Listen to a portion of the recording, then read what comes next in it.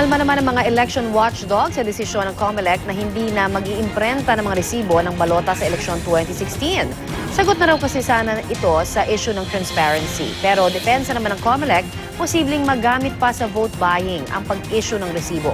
Naritong report ni Jam Sisante.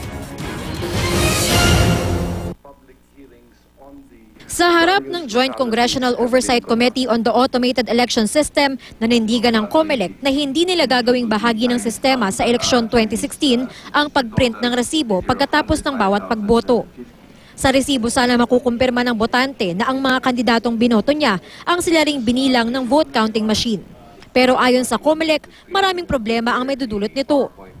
And if we print a receipt, it would really make it very easy for a voter to collect from the candidate that he or she promised his or her vote to. There might be losing candidates who might question, the results. Makakatagdag din daw ng 5 hanggang 7 oras sa botohan ang paglabas ng resibo. Hindi ikinatuwa ng election watchdogs ang desisyon ng COMELEC na hindi mag-issue ng resibo. The resibo remains to be the most viable alternative to give us that transparency and credibility. Hindi ho sapat na sasabihin sa ating maniwala lang tayo sa sasabihin nila.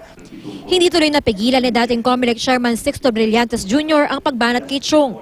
Noong 2010 na 2013 elections, 7-0 na ang botohan ng COMELEC commissioners na huwag maglabas ng resibo. Ngayon, 2016, re-inject na naman ang 7. Hindi ko alam kung bakit mas magaling pa si Mr. Chong doon sa 21 na commissioners.